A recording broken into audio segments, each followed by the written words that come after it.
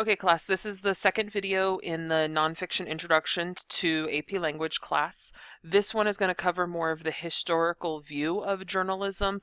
It's going to seem like it's a long chronological history of journalism, and it is, but it's important that you know the different time periods and dates so that as we're reading the various articles written by the various journalists throughout history, that you know what's going on within journalism so you can relate to and understand more about what the journalist is trying to say, more along with their purpose, the rhetorical strategy. Now, the role of a journalist is to investigate and report the truth. The public has a right to know the truth. And because we have a right to know, when a journalist goes to college, when they're being trained, they have this ethical code that they have to follow and this ethical conduct. So the idea is that when they're investigating, they're reporting the truth, or they're supposed to report the truth. Now, this is where their sources come in. This is where their bibliography, their works cited, their evidence comes in. And that's part of this. They have to have evidence to back it up. Now, there are laws and rules associated with the role of the journalist and the idea of like how many sources they have to have, the idea that their sources can be anonymous. Those types of things all play a role in there as well. Now, the role changes depending on the overall purpose of the author. Are they writing an investigation report? Are they doing a consumer report? Consumer report is this idea more of researching different products and reporting on that product so that consumers, us being consumers, can decide, hey, do I want to buy that car? Do I want to buy that stereo? Do I want to buy that washer and dryer? Those are consumer reports. Social critiques. The ideas, are they criticizing society? Are they criticizing the movie, the concert, the music? Editorials and columns, these are opinionated and can often fit into the bias. And then again, we have this idea of the satire aspect, the funny, but also being criticizing at the same time. Now, in 2,000 papers appeared between 1690 and 1820. What I'm going to mainly focus on here is the idea of history of journalism in the United States, because we're covering most of what we cover this year is U.S. history, so we're going to keep it within that realm. And this is where the beginning of journalism really started to ramp up between 1690 and 1820 with the appearance of these 2,000 papers, but journalists were more thinking that they reported opinions as news. This is more of what we have with our bloggers today. This is more of what we have, what would easily fit into the realm of what we call fake news, because your news is not supposed to be opinion based. When news is reported with an opinion, it's considered as a bias. And there are news organizations that obviously report this way, and we're going to talk about them the further that we get into. So we're going away from the, yes, you're going to have a blog. Yes, you're going to be a blogger. Yes, you're going to have an opinion that you're sharing, but you also need to look at the nonfiction aspects, the idea of the reported facts and reporting the truth. Okay, so looking at this timeline, I'm not going to go through every single aspect of the timeline. Yes, you are responsible for this. Next week, probably Tuesday-ish, there will be a quiz on the journalism timeline and all of these notes from these two videos. So keeping that in mind, it is important that you know this. Yes, dates are important. Okay, so in 1690, this is when our first newspaper appeared. It appeared in Boston. Notice that the spelling of public and domestic is wrong, but it's 1690. Language has definitely changed since then, and spellings have become more streamlined since then.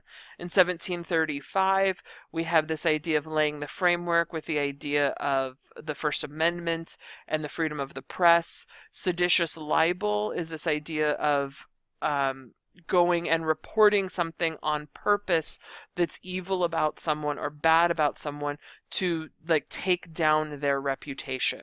So keeping that in mind fits in there with journalists aren't allowed to attack someone outright. But then we have paparazzi. That's why I said journalism has definitely changed. In 1768 and 69, we have the idea of a journal coming in with Samuel Adams and the Sons of Liberty, and how they used to spread news about the British. In 1776, we have Common Sense, which we will look at a little bit this year. probably more so in your APUSH class, but it's used to convince colonists to fight. And this fits definitely within the idea of when the Declaration of Independence was written and getting that idea of the people to fight for the Revolutionary War. And then we have in 1783 our first daily newspaper.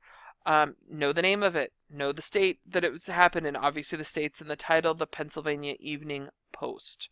Now, the last thing we have here in the 1700s is the idea of granting freedom of speech or freedom of press with our First Amendment, with the Constitution coming into play in 1791. Now, the 1800s, you'll notice that things start to amp up. We start to have print laws taking place in the early 1800s. We have a newspaper, have our first penny paper, and penny paper means that you could literally buy it for a penny. They had newspaper boys go stand out on the side of the corners of the streets and say, New York Sun, the New York Sun, penny paper, and they would say penny for your news and aspects like that. And they would talk about that main article or that main headline to use that to sell their papers. And this was a daily newspaper. Telegraphs had this idea of getting news to be more timely. Before this, how they transported news across the country was like was by horse and buggy, or horses if it was really important. Letters would work as well, but when the telegraph came around in 1844, it definitely opened up to news being more timely. If something major happened in New York, they could instantly find out about it in California versus waiting 2 weeks to find out about it in California. The Associated Press is formed. We still have the Associated Press today, and the idea of that organization and that news and that idea of that journalists belong to. New York Times came about almost 20 years after the New York Sun, but the New York Times is much more prevalent today. Photographs starting to take place in there. Press passes starting to happen in the late 1800s. Now, the last one in 1898 is noticing here this idea of yellow journalism, which you will learn a lot in AP US history, with this idea that a news organization published a story blaming Spain for the sinking of the USS Maine. This wasn't what happened, but it's the beginning of yellow journalism, or what we today would call fake news. The AP English AP language question actually covered this idea of fake news and stuff in the last essay that they did this past year, which actually a lot of students brought up this idea of yellow journalism and fake news and bringing that full circle within this aspect. Pulitzer is huge within the journalism organization. When he passed away, he left $2 million to Columbia University. It's the first graduate school of journalism. Before then, you could only get a bachelor's in journalism. You couldn't necessarily get a master's in it. He also started the Pulitzer Prize, so he had lots and lots and lots of money, and the Pulitzer Prize is even prominent today. 21 different categories with relation to writing. You'll notice I listed a couple there. Political cartoons in the early 1900s are huge. Political cartoons now are still huge. Movies and radio begin to compete with newspapers, making papers begin to include political columns because they want to include something different that's not just in the movie and in the radio. I really like this cartoon with the idea of increasing voter turnout. That if we had at the polls them voting on something besides just the president and Congress, that they're voting on something like American Idol or something within that realm of making it more cultural to fit the people itself. So that is the idea definitely of a political cartoon. Now, going into the mid-1900s, you have your first picture magazine, Life, becomes popular. Newsreels are shown before and after movies. This is specifically to, and if you're looking at the time period, the 1930s, 1940s, so this definitely fits into propaganda within World War II. And how people were beginning to view it. You have news organizations like CBS, NBC.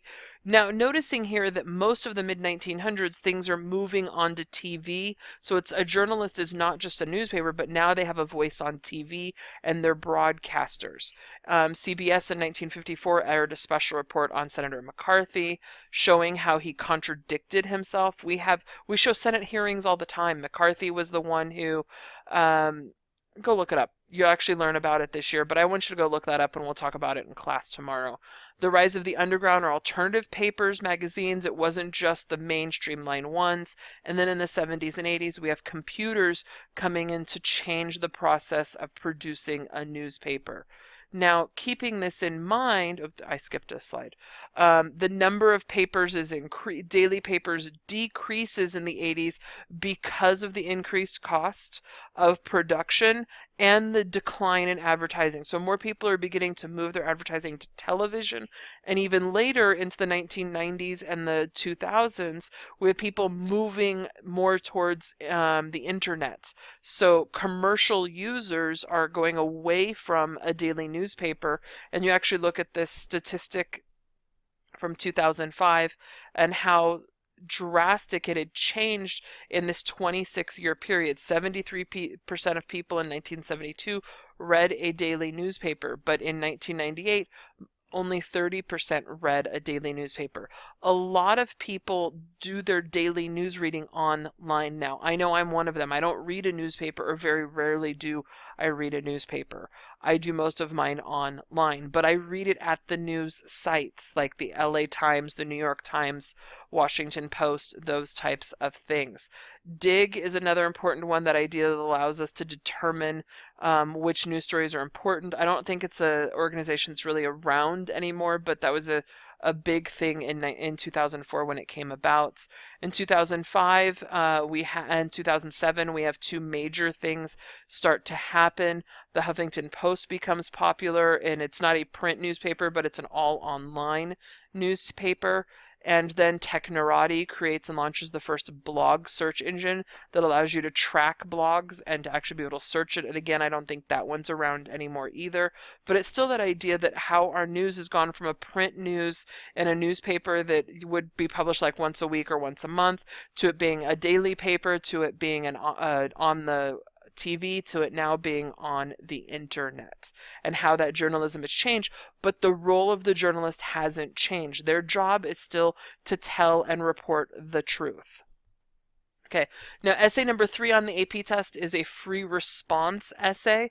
It is one that is opinion based. It asks you to support your position with evidence from your reading, your observations, and or your experience. So this year, when we're looking at writing our own blogs and we're looking at the different current news and current events, we're going to be looking at how you're going to write every week or every other week this idea of current national news, current international news on various topics.